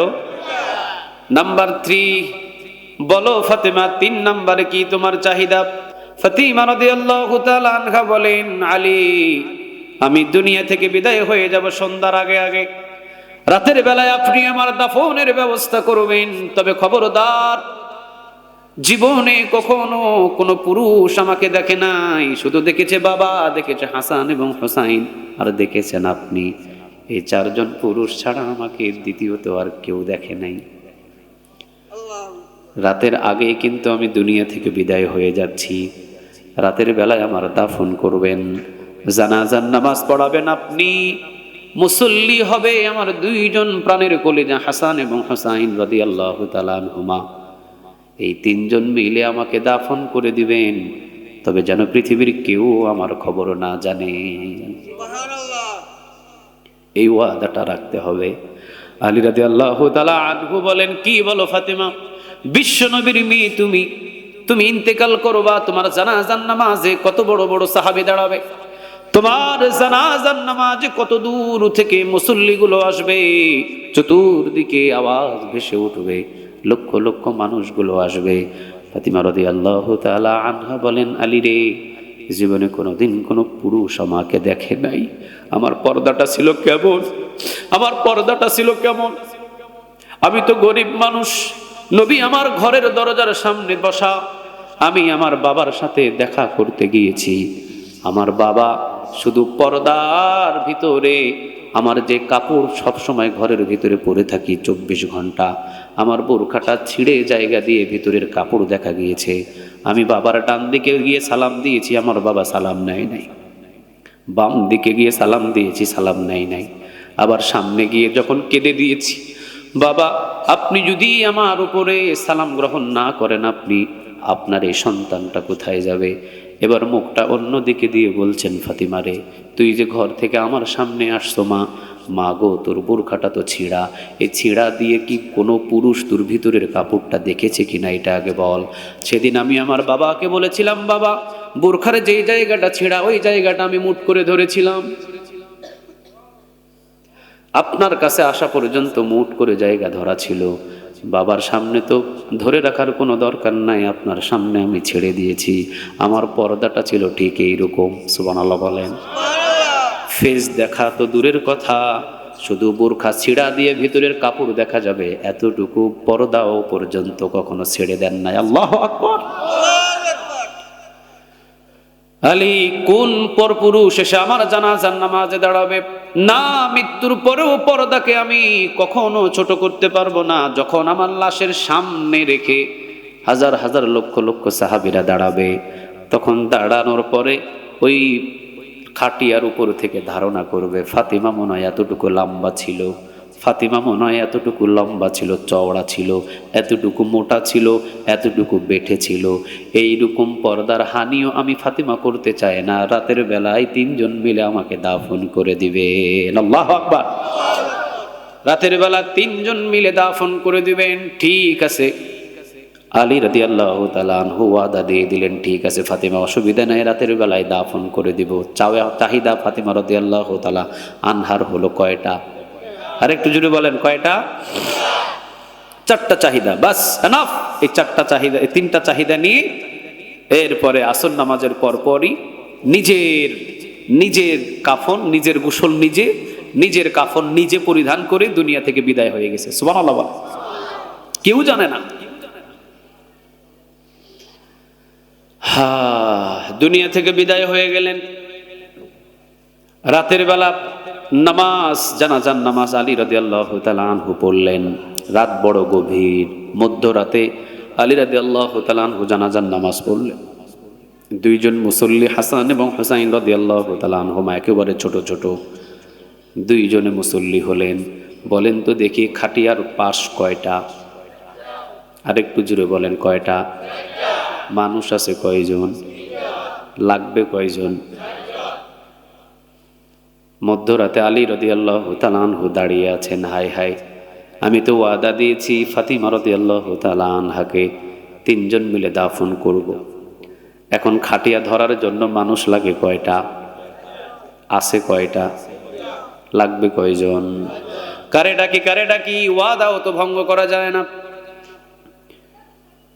একটু পরে দেখেন, ঘুম থেকে উঠে ওযুর পানি দাড়ি বেয়ে বেয়ে টপ টপ টপ টপ করে জামাই পড়ছে বৃদ্ধ সাহাবী হযরতে আবু যর গিফারি রাদিয়াল্লাহু তাআলা আনহু ফাতিমা রাদিয়াল্লাহু তাআলা আনহার বাড়ির দিকে আসতেছেন। সুবহানাল্লাহ। আবু যর গিফারি রাদিয়াল্লাহু তাআলা আনহু এমন একজন সাহাবী আবু যর গিফারি রাদিয়াল্লাহু তাআলা আনহুকে শুধুমাত্র দুনিয়ার মানুষ চিনত না, আরশে আজিম থেকে সকল ফেরেশতাদের সামনে পরিচয় করিয়ে দিয়েছেন একজন মালিক। আওয়াজ দিয়ে বলেন, তিনি কে? এ আবু যর গিফারি রাদিয়াল্লাহু তাআলা আনহু এমন একজন সাহাবী, এর আমল ছিল মূলত ভাবে দুইটা। এক নাম্বার আমল হলো সে আল্লাহর কাছে দোয়া যখন করতেন, ইবনে হাব আবু যর গিফারি যতটা ছোট হয়ে যেতেন পৃথিবীর কোনো মানুষ এতটা ছোট হতে পারে নাই। আল্লাহু আকবার। দ্বিতীয় নাম্বার, আবু যর গিফারি রাদিয়াল্লাহু তাআলা আনহুর আমলনামার ভিতরে সূরা ইখলাসের যতগুলো নেক ছিল, এতগুলো নেক কোনো সাহাবীর আমলনামায় ছিল না। আবু যর গিফারি রাদিয়াল্লাহু তাআলা আনহু ছিলেন খুব বৃদ্ধ একজন সাহাবী। ওই সময় এত বৃদ্ধ একজন সাহাবী আবু যর গিফারি রাদিয়াল্লাহু তাআলা আনহু। কথা বুঝতেছেন? কথা বলেন না, কথা বুঝতেছেন? আবু যর গিফারি রাদিয়াল্লাহু তাআলা আনহু আসছেন হেঁটে হেঁটে ফাতিমা রাদিয়াল্লাহু তাআলা আনহার বাড়ির দিকে। আলী রাদিয়াল্লাহু তাআলা আনহু দাঁড়িয়ে আছেন। সালাম বিনিময় হলো। আবু যর গিফারি এসে দাঁড়ালেন। আলী রাদিয়াল্লাহু তাআলা আনহু বলতেছেন, কোথায় যান? আবু যর গিফারি বলতেছেন, আপনার বাড়ি। আলী রাদিয়াল্লাহু তাআলা আনহু বলতেছেন, আমি তো আপনারে ডাকি নাই। আবু যর গিফারি বলতেছেন, আপনাকে ডাকতে হবে না, আমি তো ঘুমিয়েছিলাম। রাতে স্বপ্নে আমার নবী আমাকে ঘুমে জাগাইয়া দিয়ে বললেন, আবু যর যাও না, আমার ফাতিমার খাটিয়া ধরার জন্য তোমাকে নিযুক্ত করলাম। ও আলী, আমি নিজ ইচ্ছায় আসি না। ও আলী, নিজ ইচ্ছায় আমার আসার কোনো ক্ষমতা নাই। নবীর পারিবারিক সিদ্ধান্তের ভিতরে আমার নাক গলানোর কোনো ক্ষমতা নাই। নবী আসতে বলছে, এই জন্য আমি আসছি। নবী যদি না বলতেন, আমার মতো আবু যরের পা বাড়ানোর মতো ক্ষমতা নাই। আল্লাহু আকবার। আলী রাদিয়াল্লাহু তাআলা আনহু একদিকে ধরলেন খাটিয়া, আরেকদিকে হাসান, আরেকদিকে হুসাইন, আরেকদিকে আবু যর গিফারি। একটু চিন্তা করেন তো দেখি, একটু চিন্তা করেন। লাশটা মনে হয় আমাদের মতো এত ওজন ছিল না।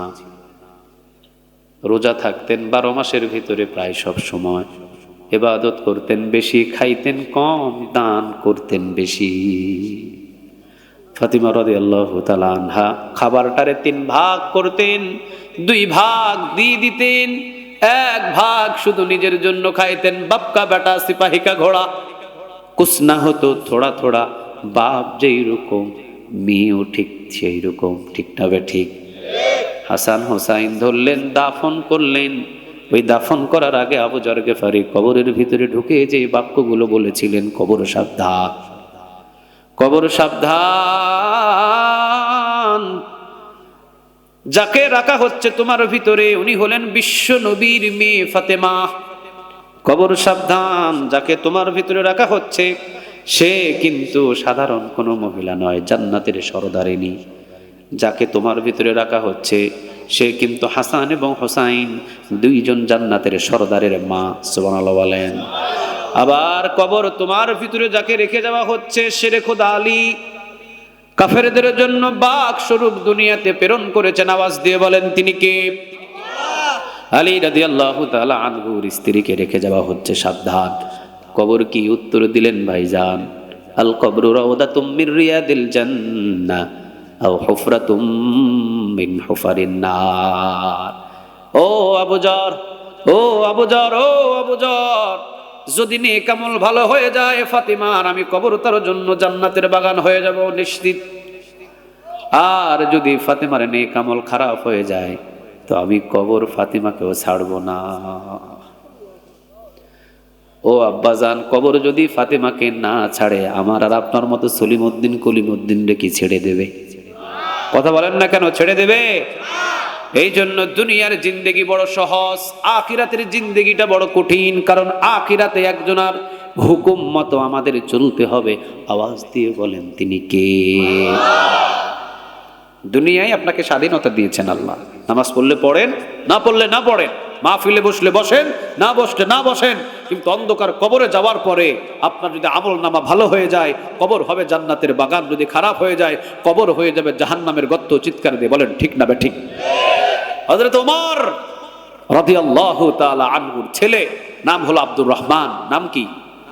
কথা বলেন না, নাম কি? আব্দুর রহমান। 21 জায়গায় এই কোরআনে ওমরের নামে আল্লাহ কোরআনের আয়াত নাজিল করেছেন। সুবহানাল্লাহ বলেন। আশারায়ে মুবাশশারা 10 জন জান্নাতীর ভিতরে একজন হযরত ওমর। দুনিয়াতে থাকাকালীন জান্নাতুল ফেরদাউসের মালিক, জান্নাতুল ফেরদাউসে ওমরের জন্য ঘর বানানো হয়েছে। সুবহানাল্লাহ বলবেন না? নবী বলেছেন লাউ কানা নাবিয়্যুম মিন বাদি লাউ কানা ওমর, আমার পরে কোনো নবী নাই, কোনো রাসূল নাই, যদি হতেন তো ওমরকে আল্লাহ নবী বানিয়ে দিতেন। সুবহানাল্লাহ বলেন। রাসূল বলেছেন ওয়া আশাদ্দুহুম ফি আমরিল্লাহি ওমর, আমার ওমর হলো গরম, এমন গরম রাস্তা দিয়ে যদি হাঁটে শয়তান যদি ওমরকে দেখে অন্য রাস্তা দিয়ে চলে যায়। কেননা শয়তান জানে সবার হাতে ধরা খাইলে বাঁচতে পারবো, উমরের হাতে ধরা খাইলে আমি শয়তানও বাঁচার কোনো উপায় নাই। কার মোবাইল? মোবাইলটা একটু ইয়ে করে নেন।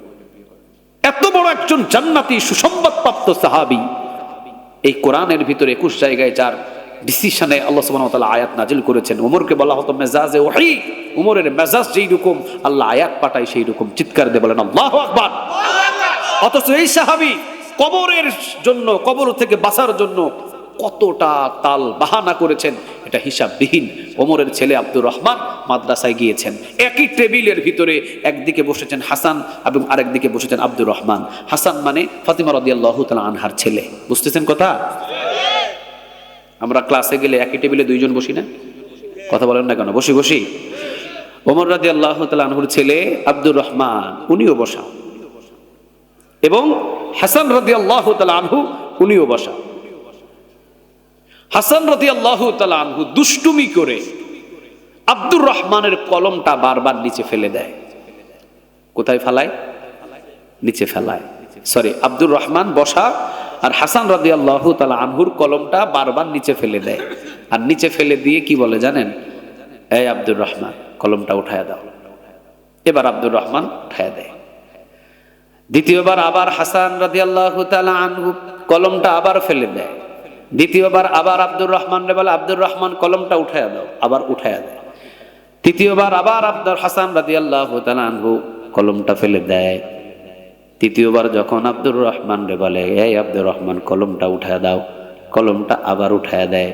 চতুর্থবার আবার হাসান কলমটা ফেলে দেয়, আবার আব্দুর রহমান ওমরের ছেলেকে বলে এই আব্দুর রহমান কলমটা উঠায় দাও। এবার আব্দুর রহমান বলে আমি কি তোমার গোলাম? কি বলছে? আমরা হলে কি বলতাম না? কথা বলেন না কেন? আমরা হলেও তো বলতাম কি রে ভাই তুই 4 বার কলম ফালাইলি, 4 বার উঠায়া দিলাম, আবার তুমি আমারে বলো আবার উঠায়া দিতে, আমি কি তোমার গোলাম?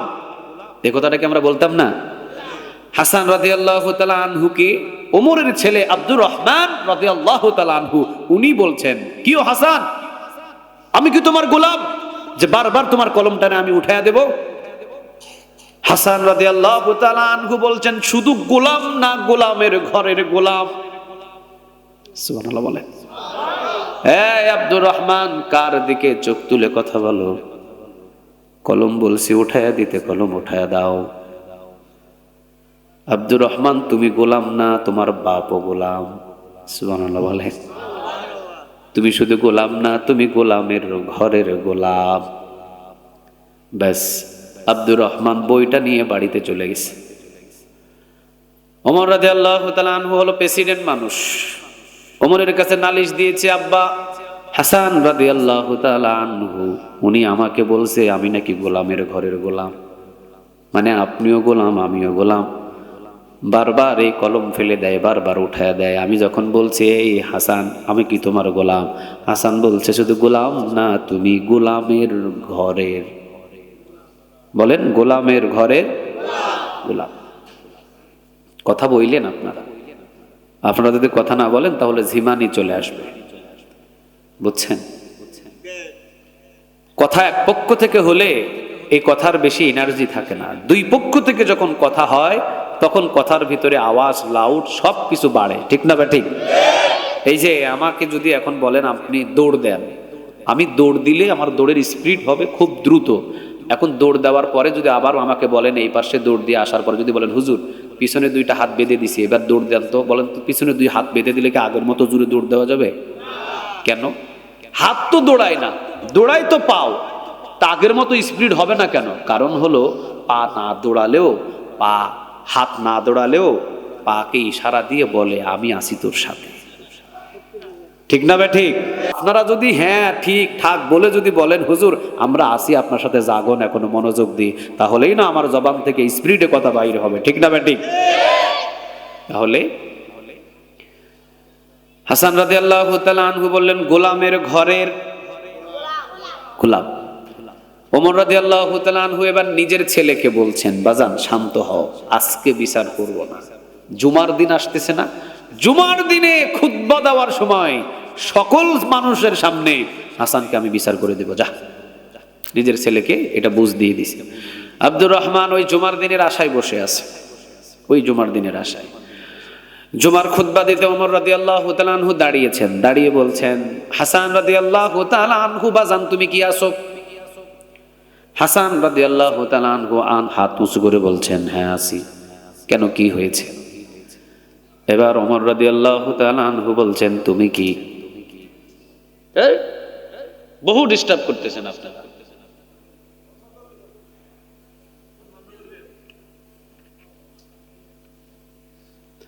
হাসান রাদিয়াল্লাহু তাআলা আনহু তিনি বললেন, হ্যাঁ আসি। ওমর রাদিয়াল্লাহু তাআলা আনহু বলছেন, আচ্ছা বলো তো, তুমি কি গত সপ্তাহে আমার ছেলে আব্দুর রহমানকে বারবার কলম ফেলে দেওয়া উঠায়া দেওয়া, ফেলে দেওয়া উঠায়া দেওয়া করেছো? কয় হ্যাঁ করেছি। তুমি কি আমার ছেলেকে বলেছো গোলামের ঘরের গোলাম? কয় হ্যাঁ বলছি। তো তো কি হয়েছে? গোলামের ঘরেরই তো গোলাম। কেন? আপনি ওমর কি আমার নানার গোলাম ছিলেন না? সুবহানাল্লাহ বলে। মসজিদ ভরপুর সাহাবী। হাসান রাদিয়াল্লাহু তাআলা আনহু প্রশ্ন করে বসছে, ও আমিরুল মুমিনিন ওমর, আপনি বলেন আপনি কি আমার নানার গোলাম ছিলেন না? ওমর রাদিয়াল্লাহু তাআলা আনহু নেমে গিয়ে বলতেছেন, একটা কলম আর একটা খাতা নিয়ে আসো। সাথে সাথে কলম এবং খাতা অথবা যে কোনো কিছুর ব্যবস্থা করা হলো। হাসান রাদিয়াল্লাহু তাআলা আনহুকে ডাক দিয়ে বললেন, হাসান তুমি যে বলছো আমি যে তোমার নানার গোলাম ছিলাম, এটা কি তুমি লিখে দিতে পারবা? হাসান রাদিয়াল্লাহু তাআলা আনহু বলেন, কেন লিখে দিতে পারবো না? অবশ্যই লিখে দিতে পারবো, আমি নিজে চোখে দেখেছি আপনি ছিলেন আমার নানার গোলাম। সুবহানাল্লাহ। কেন লিখে দিতে পারবো না? অবশ্যই পারবো। হাসান রাদিয়াল্লাহু তাআলা আনহুকে ডাক দিয়ে বলছেন, এদিকে আসো। আসলেন। হাসান রাদিয়াল্লাহু তাআলা আনহুর কাছে গিয়ে কলম এবং খাতা দিয়ে ওমর বললেন, লিখে দাও যে মুহাম্মদ সাল্লাল্লাহু আলাইহি ওয়াসাল্লামের খাদেম ছিলেন ওমর রাদিয়াল্লাহু তাআলা আনহু, সুবহানাল্লাহ বলেন। ওমর রাদিয়াল্লাহু তাআলা আনহু ছিলেন খাদেম বিশ্বনবী মুহাম্মদুর রাসূলুল্লাহ সাল্লাল্লাহু আলাইহি ওয়াসাল্লাম। এবার হাসান রাদিয়াল্লাহু তাআলা আনহু কলম দিয়ে লিখে দিয়েছেন, বিশ্বনবী মুহাম্মদুর রাসূলুল্লাহ সাল্লাল্লাহু আলাইহি ওয়াসাল্লামের খাদেম হযরত ওমর রাদিয়াল্লাহু তাআলা আনহু লিখিত হাসান রাদিয়াল্লাহু তাআলা আনহু, সুবহানাল্লাহ বলেন। এই যে ধরেন ওমর আমি লিখে দিয়েছি, এবার এই লেখাটা নিয়ে ওমর রাদিয়াল্লাহু তাআলা আনহু মসজিদে নববীতে বলছেন, ও বাজান আব্দুর রহমান, তোর বিচার হয়ে গেছে, সুবহানাল্লাহ বলেন।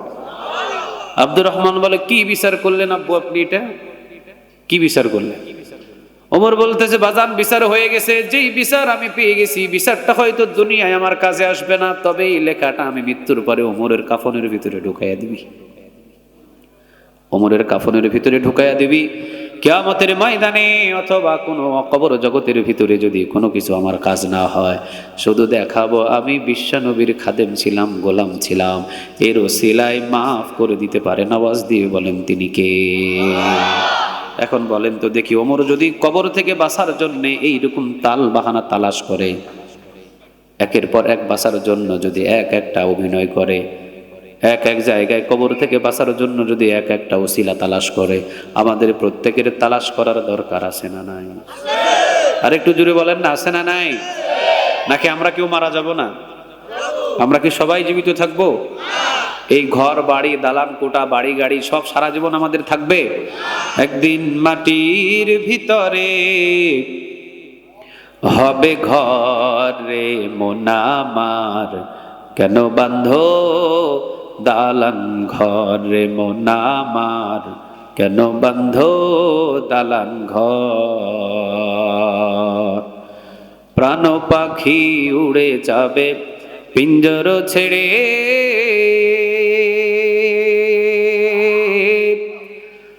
ধরা ধামে সবই রবে তুমি যাবে চলে। বন্ধু বান্ধব যত, মাতা পিতা তারা শত, বন্ধু বান্ধব যত, মাতা পিতা তারা শত, সকলই হবে তোমার পরে মন আমার, কেন বাঁধো দালান ঘরে মন আমার, কেন বাঁধো দালান ঘর। আওয়াজ দিয়ে বলেন ঠিক না ঠিক? আপন বলতে আমাদের কেউ নাই, আপন একজন, আওয়াজ দিয়ে বলেন তিনি কে? সে আল্লাহ সুবহানাহু ওয়া তাআলার গোলামি করার জন্য এখানে একটা গ্রন্থ থেকে আলোচনা শুনবার জন্য বসেছি। বলেন তো গ্রন্থটার নাম কি? আর একটু জোরে বলেন, নাম কি? এটা আমার কথা এখানে আছে? আপনাদের কারো নাম আছে? বিশ্বের ভিতরে কারো কথা এখানে ঢোকানো হয়েছে? কার কথা? এখানে আউয়াল টু আখির, শুরু থেকে শেষ পর্যন্ত সম্পূর্ণ কথাগুলো কার? তাহলে কোরআন যারা পড়ে, কোরআন যারা শুনে, তারা কার কথা শুনে? কোরআন যারা পড়ে তারা কার কথা পড়ে? এর কথার চাইতে কি আর গুরুত্বপূর্ণ আমার কাছে কোনো কথা থাকতে পারে? আর একটু জুড়ে বলেন না, থাকতে পারে? ওসিলা শুধু একটা যদি আল্লাহ পেয়ে যায়, এক ওসিলায় আল্লাহ মাফ করে দিতে পারে, সুবহানাল্লাহ বলেন। এক ওসিলা যদি আল্লাহ পায়, তো এক ওসিলা করে আমাদের সবাইকে মাফ করে দিতে পারেন। আওয়াজ দিয়ে বলেন তিনি কে? আল্লাহ। তাহলে গ্রন্থটা আমার হাতে যেটা আছে, এটার নাম কি বলেন তো দেখি? আর একটু জুড়ে বলেন, আল কোরআন। এখানে সূরা আছে মোট কয়টা? 114টা। পারা আছে কয়টা? 130 না খালি 30? 130 পারা আছে মোট কয়টা? 30টা। তাহলে আমরা আজকে এই কোরআনের ভিতরে আল্লাহ সুবহানাহু ওয়া তাআলা প্রথমে বলেছেন, কিতাবুন আনজালনাহু ইলাইকা লিতুখরিজান নাসা মিনাজ যুলুমাতি ইলান নূর। অন্ধকার থেকে মানুষদেরকে জান্নাতের পথ দেখানোর জন্য কোরআনটাকে নাজিল করেছেন তিনি কে? আর একটু জোরে বলেন না, তিনি কে? আল্লাহ রাব্বুল আলামিন বলছেন, কিতাবুন আনজালনাহু ইলাইকা লিতুখরিজান নাসা মিনাজ যুলুমাতি ইলান নূর।